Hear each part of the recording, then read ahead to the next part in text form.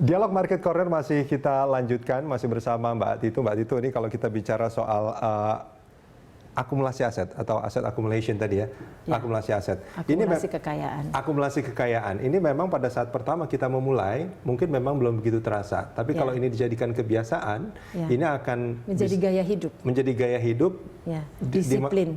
Dan disiplin berhemat, dan kemudian selalu ingat rencananya nanti apa sasaran yang akan dicapai. Dan masa depan itulah yang baru kita akan rasakan betul-betul dari apa yang kita lakukan sejak saat ini sebetulnya. Nah itu menarik. Nah itu bagi kita. Ya. Tapi yang dapat THR ini kan bukan cuma kita nih Bu. Anak-anak juga seringkali nagih THR ini sama orang tuanya. Nah ini gimana nih Mbak? Nah anak-anak juga dididik itu. Memang orang tua kan menjadi contoh bagaimana kebiasaan orang tua di dalam merayakan Idul Fitri dan mempersiapkan pada saat bulan Ramadan.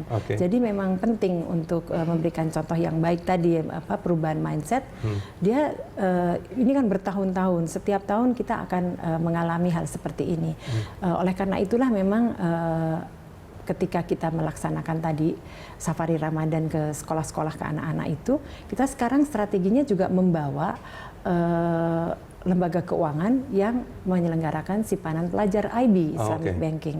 Jadi sambil menyampaikan edukasi, sambil mengingatkan mari menabung. Mereka sudah memiliki buku tabungan itu. Jadi THR nanti yang dibagikan oleh orang tuanya bagi anak-anak itu, mereka tidak semuanya belikan untuk apa yang mereka inginkan, misalnya baju baru dan sebagainya, tapi pasti akan ada yang disisihkan untuk disimpan di tabungan. Seingat saya dulu memang waktu saya kecil tuh ketika dapat THR itu dari orang tua, yang pertama adalah beli dompet untuk nyimpen duit-duit yang akan saya dapat gitu kan, dimasukin ke dompet itu. Setelah itu belanja, beli mainan dan segala macam yang sekarang saya juga nggak tahu tuh mainan dari mana.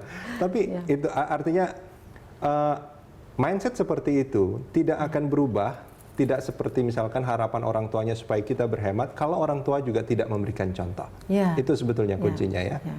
Jadi penting sekali kalau orang tuanya konsisten gitu ya. Jadi dia akan melihat, orang tuanya juga seperti itu, disiplin, tidak membeli hal-hal yang tidak direncanakan gitu. Ini akan ditiru, pasti ditiru oleh anak-anaknya. Ketika besar itu akan terus diingat juga, dan dia akan meneruskan kembali kepada anak-anaknya nanti di kemudian hari. Jadi kan biasanya gini Mbak Tito, kalau kita bicara soal THR buat anak-anak ini, kita ngasih ya udah, ini buat apa namanya? Apa yang diinginkan? Buat jajan atau buat beli baju baru. Buat terserah gitu kan? Itu bukan seperti itu mestinya ya? Tidak. Jadi sambil diberikan arahan gitu.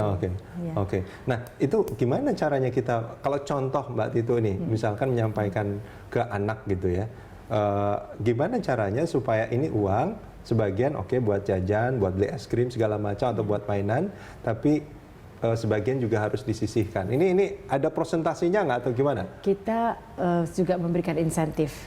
Jadi kan mereka kan juga membandingkan di sekolah dengan teman-temannya gitu. Seperti kemarin kita siapa yang paling rajin menabung diberi hadiah.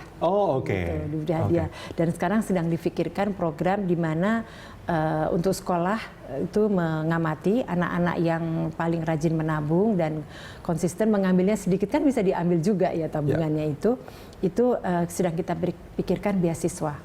Jadi tentu saja juga memperhatikan kinerjanya ya di sekolahnya, beasiswa, sehingga misalnya nanti setelah kelas 6 untuk naik ke 789 itu bisa gratis selama di 789. Itu sedang kita rancang hal-hal seperti itu. Harapannya apa sih pendidikan seperti ini harus dimulai dari anak-anak sebetulnya Mbak Tito? Ini kan gaya hidup supaya disiplin dan hemat gitu, karena sebetulnya dengan disiplin dan hemat bukan saja tidak istilahnya dalam ini mubazir gitu ya, tetapi juga menata kehidupan untuk sejahtera nantinya. Pasti kalau kita memiliki uang selalu dibutuhkan pada saat kita misalnya menempuh pendidikan, kebetulan kita membutuhkan misalnya tambahan pelajaran yang harus kita bayar. Kadang-kadang orang tua tidak mampu, tapi karena memiliki tabungan itu bisa dipergunakan untuk itu yang sifatnya produktif. Jadi untuk menambah training atau dari SD sudah menabung, nanti ketika lulus SD bisa membeli komputer sendiri gitu. Komputer itu dipergunakan untuk belajar gitu. Nah seperti itu. Jadi dididik juga partisipasi dari hasil disiplin di dalam menabung. Artinya ketika dia dewasa juga ini nggak terlalu sulit juga untuk mengubah mindsetnya bahwa tidak terlalu sulit. Jadi kecil-kecil mulai dari tadi membayar trainingnya sendiri ekstra, kemudian membeli misalnya iPad atau komputer untuk keperluan sekolahnya. Nanti setelah dewasa dia sudah biasa untuk merencanakan untuk memiliki kendaraan sendiri, memiliki rumah tinggal sendiri, gitu. Dengan perencanaan yang lebih matang. Dengan perencanaan menabung sedikit demi sedikit dan diawali sejak awal. Mbak Titu, ketika kita bicara bahwa dari uang-uang ini sebetulnya ada yang sebagian bisa kita investasikan. Taruhlah ini sekarang literasinya sudah semakin baik bahwa orang itu sekarang saya pengen ini nabung dan investasi gitu. Tapi investasi bodong itu juga kan beredar di mana-mana sekarang ini, bahkan dengan penghasilan yang seperti orang belanja itu diskonnya luar biasa. Ini keuntungannya bisa luar biasa. Ini gimana sebetulnya Mbak Titu supaya kita hati-hati? Kelebihannya investasi bodong itu saya melihatnya aksesnya mudah. Jadi masyarakat itu mudah sekali mendaftar gitu. Jadi cepat sekali untuk bisa, artinya tidak sulit ya, tidak banyak persyaratan yang dibutuhkan. Istilahnya aksesnya mudah. Tapi juga yang mengemuka adalah janji-janjinya ini yang sebetulnya tidak betul. Gitu. Jadi itu kita cegah. Dan sekarang kita di dalam memeranginya dan melindungi masyarakat jangan cepat terkesima, itu adalah sekaligus kita mengajak mereka dan memberitahukan bagaimana berinvestasi yang benar.